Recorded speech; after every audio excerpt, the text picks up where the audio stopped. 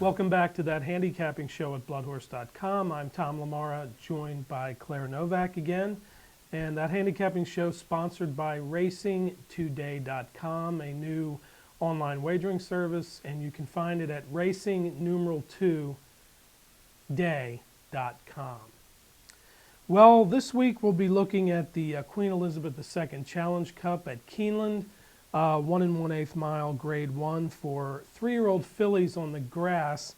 And on a positive note, the weather here in Lexington's been pretty good for the past couple days, and it's supposed to carry through the weekend, so you're looking at maybe temperatures in the mid-70s, sunshine, and I would imagine a firm turf course unlike last weekend. Yeah, I survived last weekend. The deluge. Yeah. Anyway, good field in this race, a field of 9. I think it's pretty competitive. There are a couple horses that like to run either on the lead or near the lead, and then of course a larger pack of grass runners that like to rate or drop back early. So I think there are several ways to go in this race. How do you see it, Claire? Well, there's 7 greater group winners in here, so it is a great field, and even the ones who haven't managed to get that graded status yet are a couple of good horses. So, like you mentioned, some horses that like to run on or near the lead. I'm Already Sexy, who won the Pucker Up Stakes wire to wire at Arlington last time out for Wayne Catalano. Say gets blinkers added to for this race. So she ran 6 days ago in the First Lady on that boggy course, and after they came back from the First Lady was when they said, we're taking the Shadwell off the turf. So you know it wasn't too good running out there.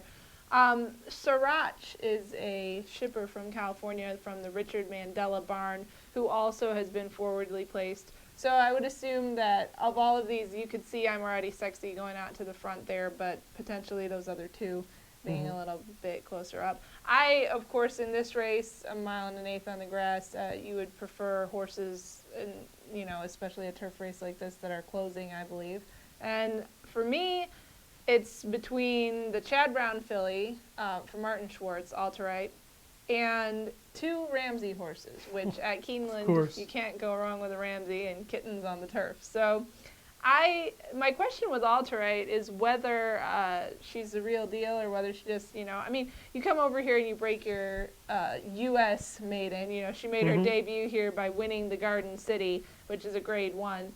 So obviously she's a good horse. I'm just not sure if consistent form-wise, if she moves on from here and wins this race, she's the real deal. So I like her. I'm just not totally sure what to think of her. I think we'll need a couple more starts here to figure it out. And then I like both of the Kittens, and I really like Emotional Kitten, who was second to Emollient by half a length in the American Oaks. So I think she's a good horse.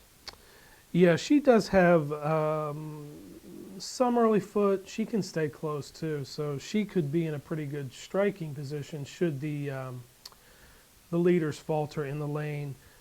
Like I said, a wide open race. For those of you who use the brisk speed figures, there's actually only one filly in this race who was topped 100, and it was twice. It's I'm Already Sexy in her past 2 races at Arlington. She did win at 1 1/8 wire to wire in 1:48 on a firm turf. It's a pretty good time. And the brisk speed rating listed at 101, pretty good. I'm going to go with Concise, trained by Graham Motion and owned by Andrew Stone. The filly's had 3 races in the States this year, and she has some pretty good late kicks. She really turns it on very late in the race, and actually so late that she hasn't gotten there in those 3 starts. A little too late. But she ran 3rd behind Alterite in the Garden City. Yeah. Had a little issue where she didn't have clearance briefly, but she did run on well for 3rd. And, the odds will probably be lower than I think, but I think she may be poised to pop here. So I'm just going with Concise. All right, and to mention, Say and Caroline Thomas, both daughters of Queen Elizabeth, winners. No winner has ever had a winner.